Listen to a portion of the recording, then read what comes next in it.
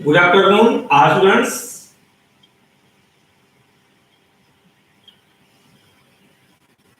और आप सभी लोग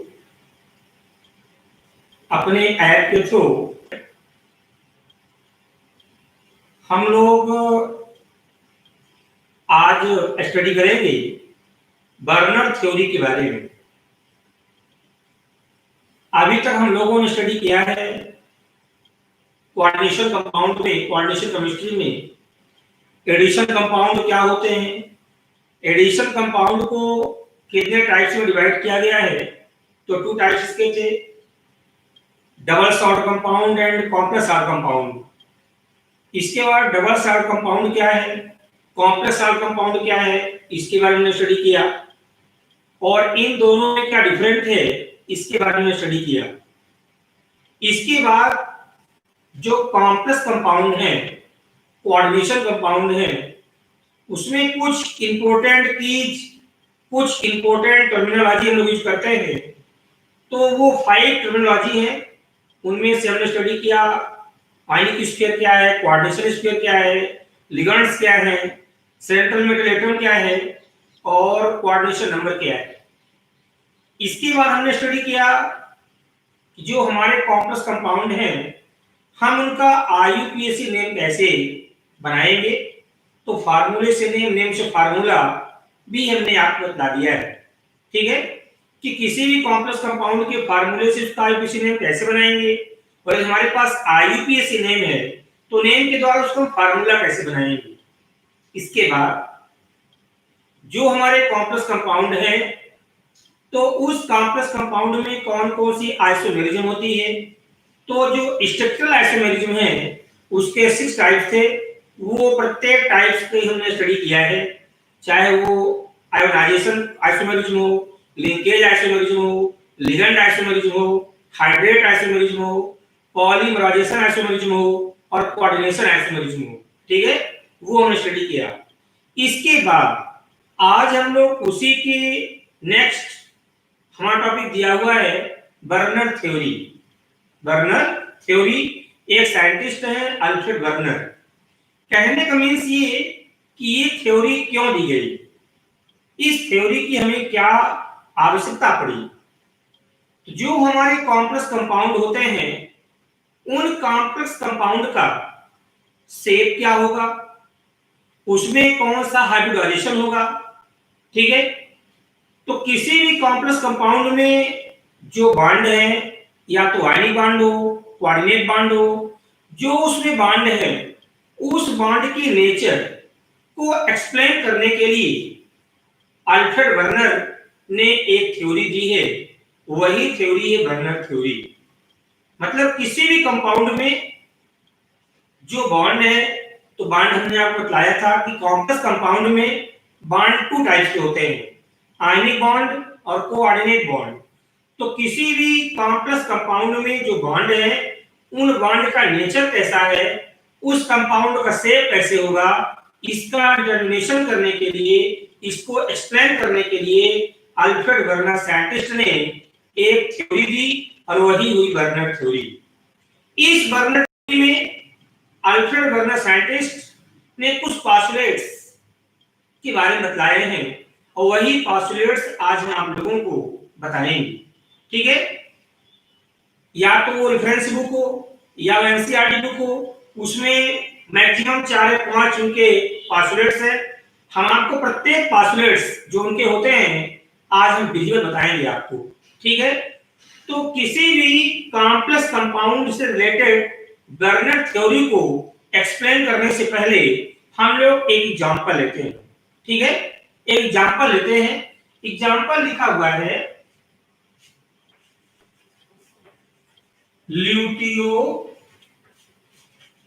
कोबाल्टिक क्लोराइड। ल्यूटियो कोबाल्टिक क्लोराइड, इसका फार्मूला होता है COCl3.NH3, ये इसका फार्मूला है। जो ल्यूटियो कोबाल्टिक क्लोराइड है उसका मॉलिक्यूलर फार्मूला क्या हो गया, COCl3.6NH3। प्रिय स्टूडेंट्स, यदि इस कॉम्प्लेक्स कंपाउंड को हम देखें और इसका हम, ये तो इसका कॉमर्शियल नेम है, इस कंपाउंड का ये कॉमर्शियल नेम है, ठीक है, ल्यूटियो कोबाल्टिक क्लोराइड। यदि इसका कोई आईयूपीएसी नेम पूछे तो आईयूपीएसी नेम बताने में थोड़ा को दिक्कत जाएगी।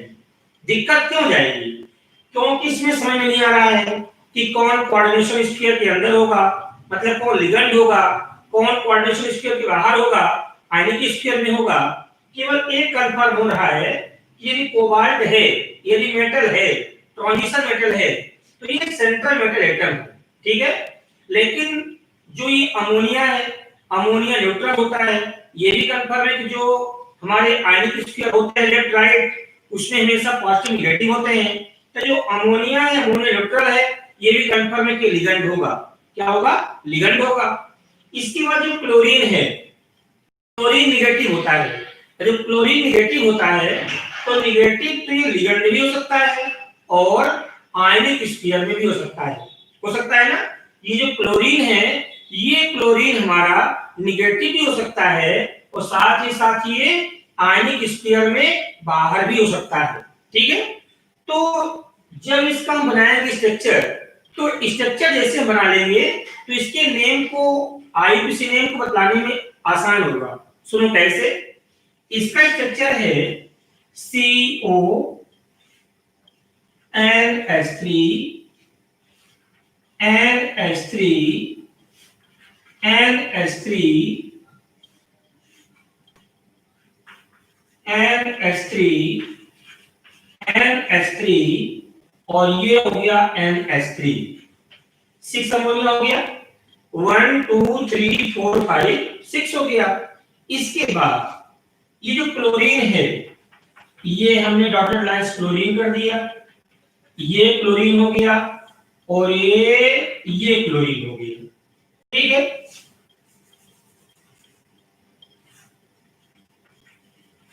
ये देखो अमोनिया के 6 मॉलिक्यूल है, 1 2 3 4 5 6 कर दिया हमने, और क्लोरीन 3 है, 1 2 3, ये क्लोरीन 3 हो गया और ये कोबाल्ट हो गया, ठीक है।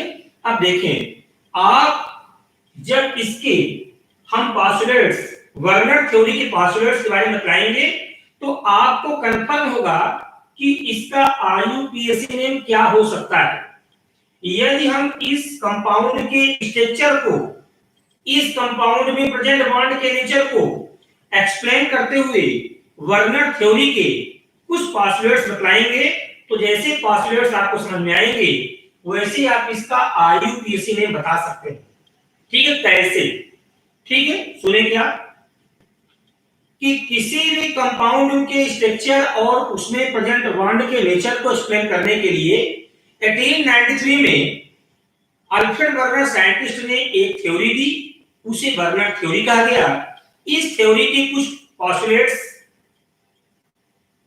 फर्स्ट पॉइंट, पहला पोस्टुलेट सुनो क्या है। जो ये सेंट्रल मेटल एटम है कोबाल्ट, सेंट्रल मेटल एटम की वैलेंसी 2 टाइप्स की होती है। सेंट्रल मेटल एटम की वैलेंसी 2 टाइप्स की होती है।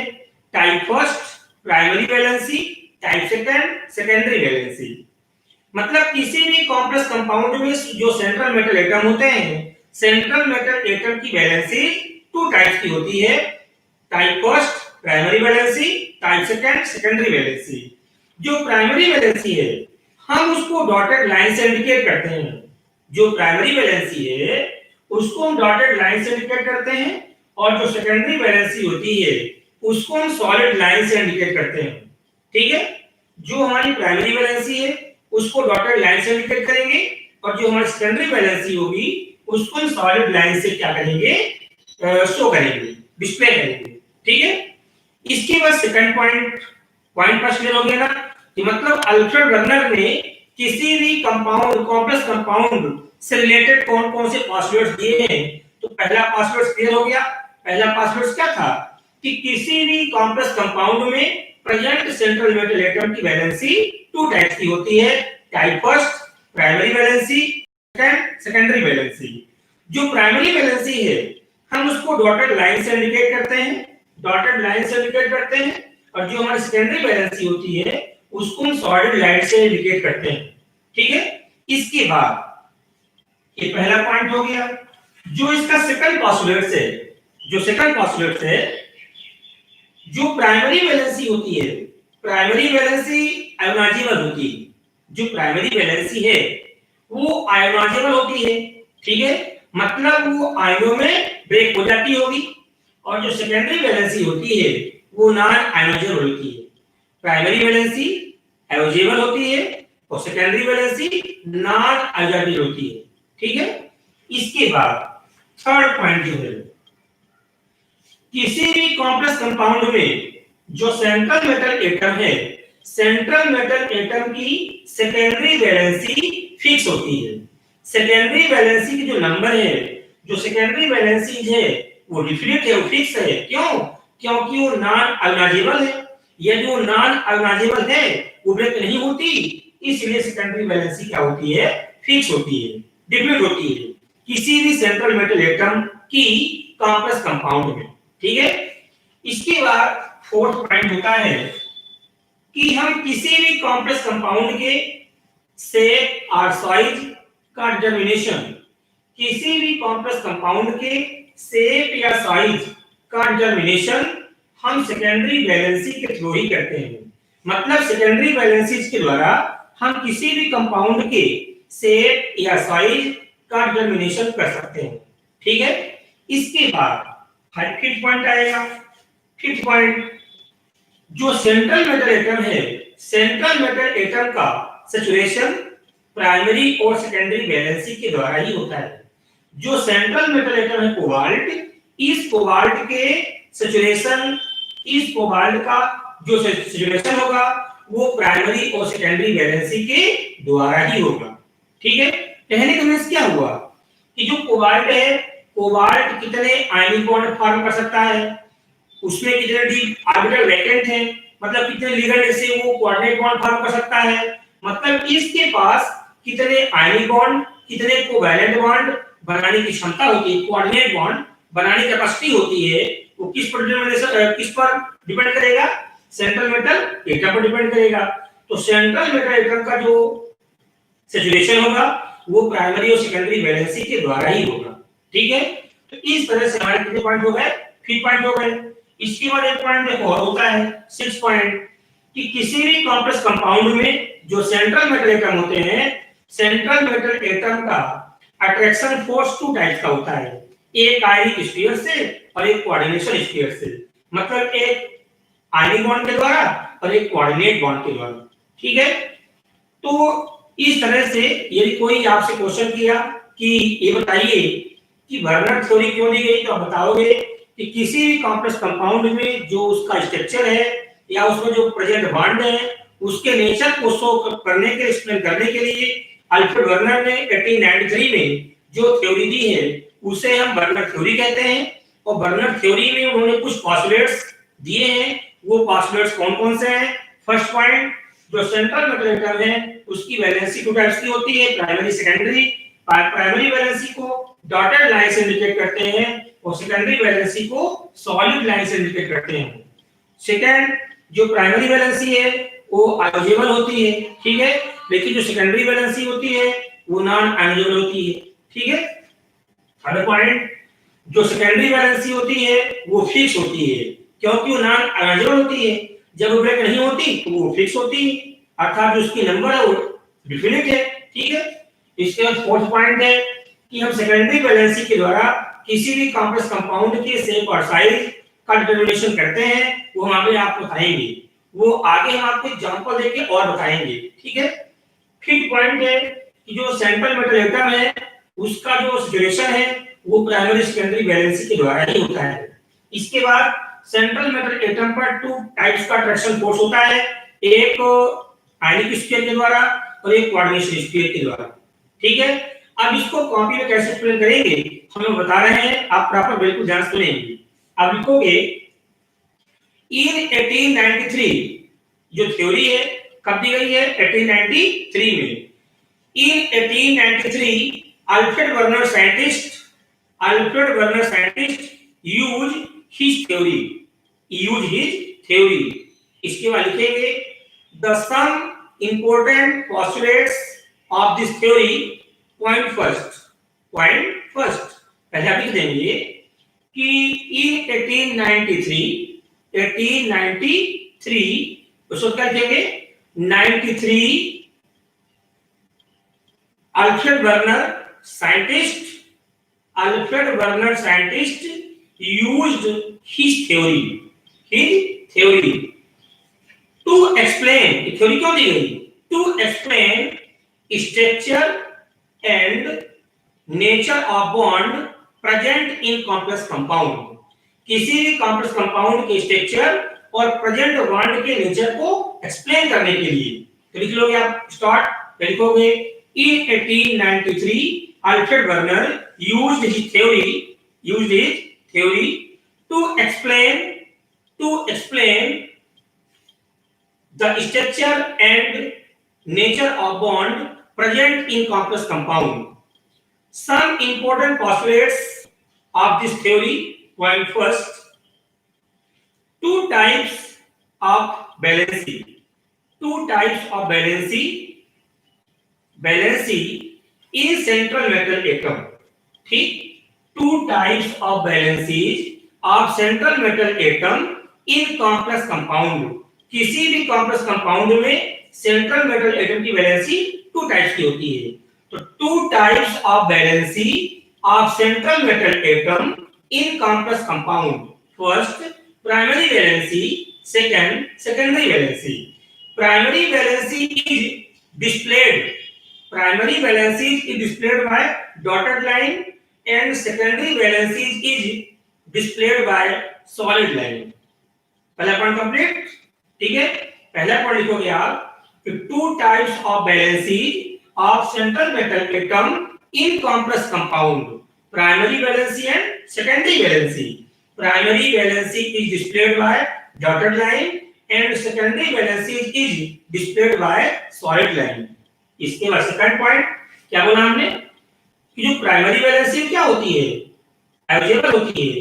तो लिखोगे आप कि primary valencies are ionizable and secondary valencies are non ionizable. Primary valencies are ionizable and secondary valencies are non ionizable. ठीक है, इसके बाद थर्ड पॉइंट क्या बोला हमने कि जो सेकेंडरी वैलेंसी क्या होती है फिक्स होती है. तो लिख दोगे आप कि the number of secondary valencies are fixed.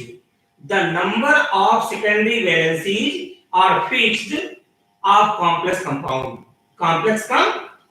ठीक है, इसके बाद फोर्थ पॉइंट में क्या बोला कि किसी भी कंपाउंड के शेप और साइज का जो डिटरमिनेशन होता है वो सेकेंडरी वैलेंसी के द्वारा ही होता है. तो लिख दोगे आप कि the determination of shape and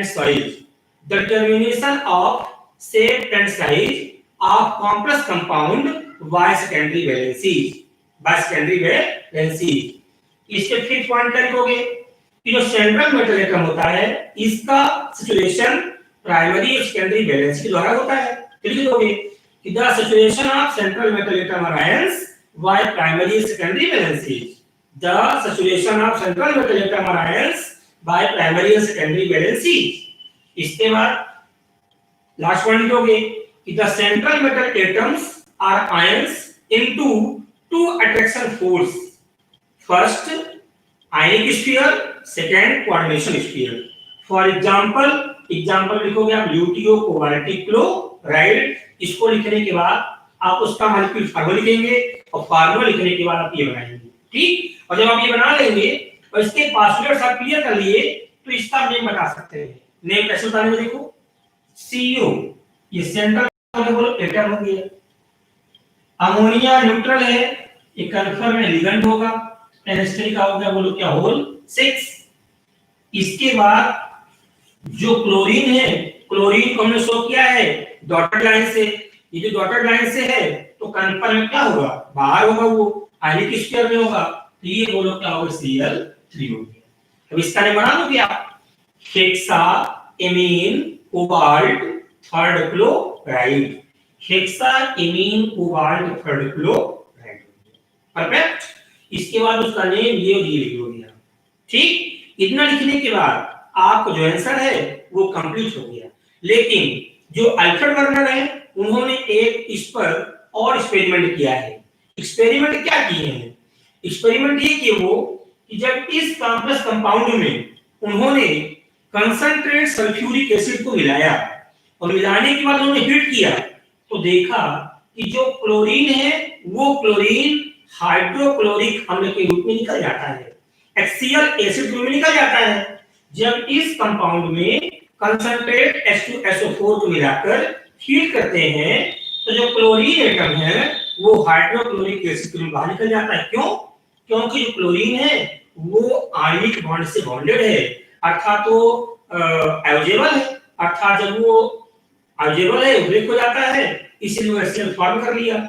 लेकिन अमोनिया पर कोई इफेक्ट नहीं पड़ता क्योंकि जो अमोनिया है वो सेंट्रल न्यूट्रल के साथ सेकेंडरी वैलेंसीज अर्थात कोऑर्डिनेट बॉन्ड से बॉन्डेड है जो कि नॉन आयोनाइजेबल होती है, और जब वो नॉन आयोनाइजेबल होती है तो उस पर कोई इफेक्ट नहीं पड़ा।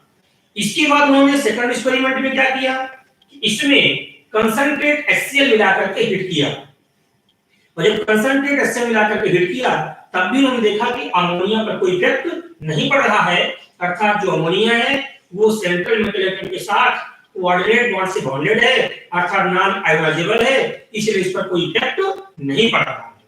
ठीक है, तुमने एक्सपेरिमेंट कर लिया है। तो इस तरह से आपका ये topic Alfred Werner theory complete हो गई है। तो लिख लोगे आप ना, क्या क्या लिखोगे?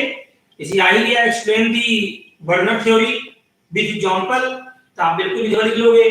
इन 1893 Alfred Werner scientist used his theory to explain structure and nature of bond present in complex compound.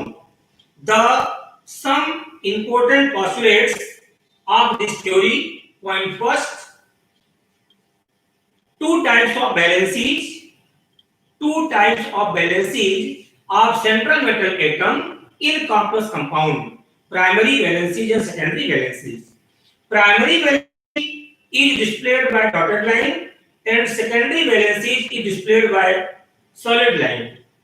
Second point, primary valency are ionizable valency and secondary valencies are non-ionizable valency. ठीक है? Third point, the number of secondary valencies are fixed. The number of secondary valencies are fixed of complex compound. Fourth point, the determination of shape and size or structure of complex compound by secondary valencies. Fifth point, the saturation of central metal atom ions by primary secondary valencies. Sixth point, the central metal atom ions into two attractive force, ionic sphere and coordination sphere. For example, ल्यूटियो-कोबाल्टिक fluoride, इसके बाद formula इस पर देखेंगे। ठीक है, अब हम लोग चलते हैं कि जो हमारे कंपाउंड है उन कॉम्प्लेक्स कंपाउंड का शेप कैसा होगा। अभी मैंने बोला ना कि उनके शेप के बारे में भी हम डिटरमाइन कर सकते हैं। तो किसी भी कॉम्प्लेक्स कंपाउंड में उसका शेप कैसे होगा, तो शेप को बतलाने से पहले उसमें कौन सा हाइब्रिडाइजेशन होगा, हाइब्रिडाइजेशन को कंफर्म कर लेंगे तो उसका हम शेप बता सकते हैं। साथ ही साथ उसका नेचर कैसा होगा, डाईमैग्नेटिक है कि पैरामैग्नेटिक होगा। ठीक है, तो कहने का मींस हमारा क्या, इसमें बहुत सारे ऑब्जेक्टिव बनते हैं, तो उसका पूरे का अपन कंक्लूजन निकाल लेंगे तो हमें ऑब्जेक्टिव में कोई दिक्कत नहीं होगी। जैसे हमें देखना है कि इसमें कौन सा हाइब्रिडेशन होगा, यदि हाइब्रिडेशन कंफर्म हो गया तो इसका शेप कंफर्म हो जाएगा। ये डाईमैग्नेटिक जो पैरा है वो भी आप बताएंगे हम। यदि इलेक्ट्रॉन पेयर्ड है सभी डाईमैग्नेटिक है, इलेक्ट्रॉन एम्पियर पेयर्ड है पैरामैग्नेटिक हो गया। इसके बाद ये लो स्पिन कॉम्प्लेक्स है कि हाई स्पिन कॉम्प्लेक्स है, या तो इनर ऑर्बिटल कॉम्प्लेक्स है कि आउटर ऑर्बिटल कॉम्प्लेक्स है, तो इसके बारे में आपको बताएंगे। ठीक है, तो वाली हेडिंग जो होगी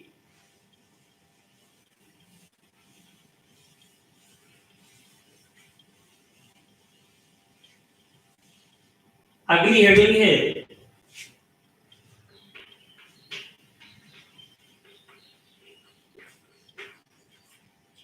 determination of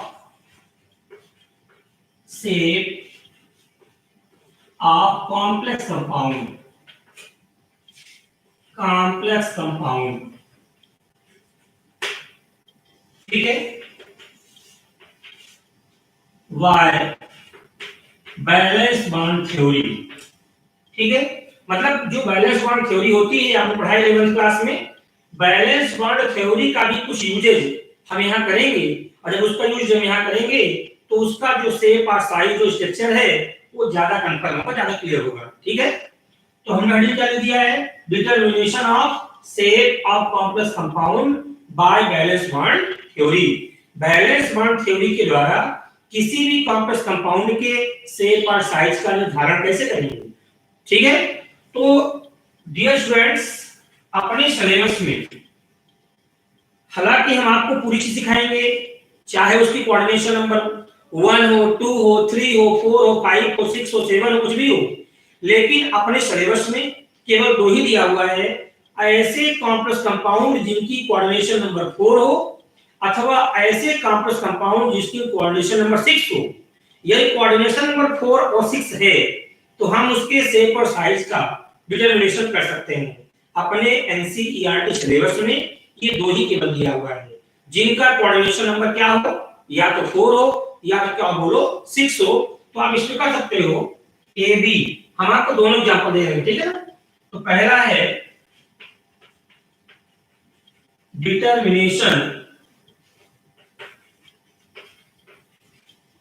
determination of shape of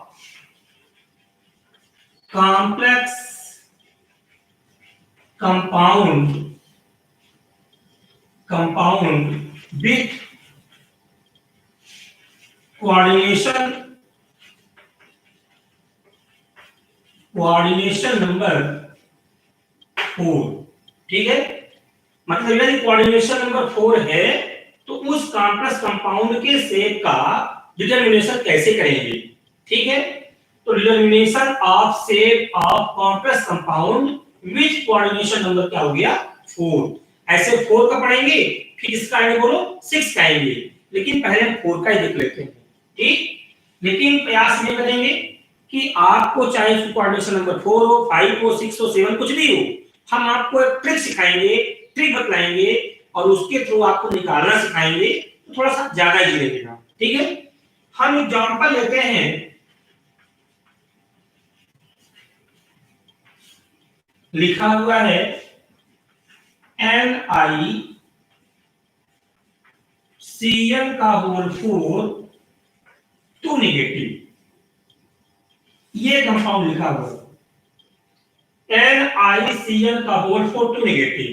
तो पहला तो इसका नेम क्या होगा, इसका नेम होगा, ये हो गया x -4 -2, उधर गया +4 तो +2 आएगा ना। टेट्रासाइनोनिक्लेट सेकंड आयन, टेट्रासाइनोनिक्लेट, क्यों क्या नेगेटिव लगा हुआ, नेगेटिव चार्ज, टेट्रासाइनोनिक्लेट सेकंड आयन। तो क्वेश्चन कैसे पूछेगा एग्जाम में, एग्जाम में क्वेश्चन कैसे पूछेगा, ऐसे पूछेगा 2 नंबर में आएगा, डिटरमिनेशन ऑफ शेप और साइज, डिटरमिनेशन ऑफ शेप और size of tetracyanonuclear second ion, tetracyanonuclear second ion by hybridization, hybridization के द्वारा ये प्रूव कीजिए कि इसका शेप या साइज कैसा होगा। डिटरमिनेशन ऑफ शेप और size of tetracyanonickelate second ion by hybridization, ठीक। और बैलेंस बॉन्ड थ्योरी, तो दोनों एक ही है, या तो बैलेंस बॉन्ड थ्योरी के द्वारा पूछे या हाइब्रिडाइजेशन से पूछेगा, हमें एक्सप्लेन करने में कोई दिक्कत नहीं होगी। देखो पहला काम क्या होगा, तो हम आप एग्जांपल लेके चलते हैं, ये ठीक है, एग्जांपल लेके हम चल रहे हैं। देखो